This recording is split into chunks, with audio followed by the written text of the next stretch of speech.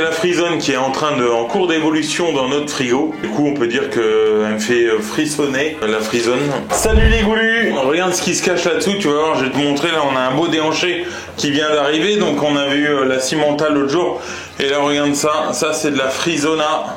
Donc, Frisona, regarde-moi le persillé là. On sent que ça, c'est bien persillé. Alors là, la coupe, elle est pas forcément belle.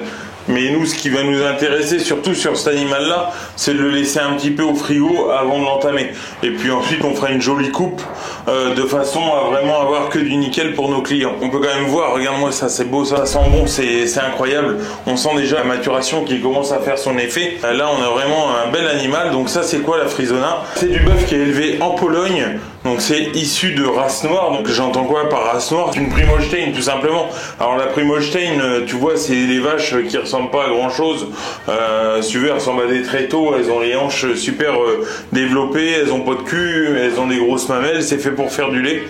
Et là, on est vraiment sur la valorisation d'un mâle. C'est-à-dire que pour faire du lait, il faut faire des veaux. Quand on fait faire des veaux, des fois, on a des veaux qui sont femelles. Et là, du coup, c'est bien pour l'éleveur parce que ça va lui permettre d'avoir du lait.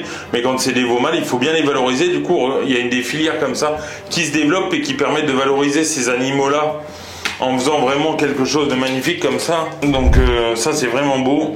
Ça a vraiment de la gueule, hein. Ça va vraiment être délicieux, c'est sûr. Ça sent vraiment bon. Dommage que vous n'ayez pas l'odeur. Alors ça, c'est sûr que ça vient pas de France. Si on avait la même chose en France, les mêmes produits, donc avec des animaux élevés comme ça au sec, c'est-à-dire avec des céréales, des choses comme ça, bien sûr qu'on en achèterait avec plaisir.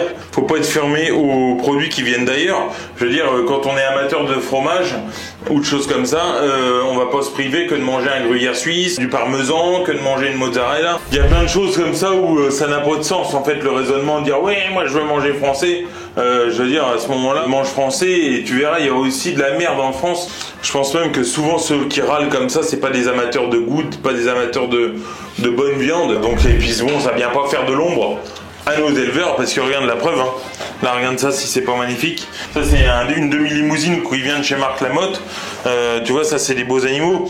Alors t'auras jamais ça bien sûr, une conformation comme ça dans une Primolstein, parce que la Primolstein c'est pas fait pour ça à la base. Là on est presque à 600 kg, tu vois, 590 kg, tu vois, c'est une vache. Limousine, on peut lire ici, hein, je sais pas si tu arrives à voir. Limousine, D, donc D ça veut dire vache. Et du coup 590 kg, donc pour une limousine c'est énorme. Là il y a de la conformation, hein. Quand tu vois un arrière comme ça, c'est balèze, hein. Ça fait 150, 160 kg. On voit vraiment qu'il y a de la cuisse. La différence entre ces trois choses là d'un point de vue organoleptique, alors organoleptique c'est ce qu'on va ressentir en termes de saveur, de tendreté, de choses comme ça. Pourquoi est-ce qu'on travaille beaucoup en boucherie donc ces races là, les races dites à viande, tout simplement pour la rentabilité aussi, parce que il y a une belle conformation. Il y a un grain de viande qui est très fin, donc une bonne tendreté aussi, surtout sur des animaux comme ça. Et voilà, c'est aussi dans notre culture que de travailler comme ça.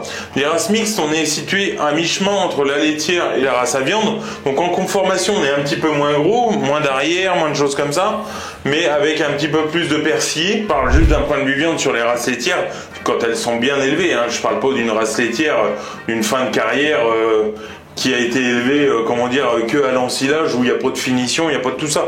Donc, tu vois, sur des belles races laitières comme ça, où c'est élevé comme pour faire de la viande, eh bien là on a vraiment une facilité à prendre du gras. Pourquoi est-ce qu'on a une facilité à prendre du gras sur les races laitières? C'est que la nature est bien faite, c'est-à-dire qu'elle a concentré toute son énergie dans le gras, dans le stock de graisse qui pourrait pallier dans la nature à un manque de nourriture ou de choses comme ça, de façon à pouvoir toujours allaiter. C'est simple, hein. C'est pour ça que les femelles prennent plus de gras que les mâles, et c'est pour ça que pour un mâle, quand on veut avoir vraiment un beau gras comme ça, il faut passer par la castration, parce que le mâle lui va développer du muscle et non pas du gras, et du coup la castration permet aussi de développer du gras. On fera d'autres vidéos qui vous expliqueront plus en détail sur les races laitières, les races à viande, les races mixtes, et je vous donnerai des exemples à ce moment-là. On va essayer de pas s'égarer, mais voilà, je voulais juste vous présenter la Frisone qui est en cours d'évolution dans notre frigo. Du coup on peut dire qu'elle me fait frissonner, la Frisone.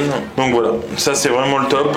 Là on voit vraiment un beau gras, on va se régaler avec ça. Je referme ça, moi je vous dis lisou boc, à plus.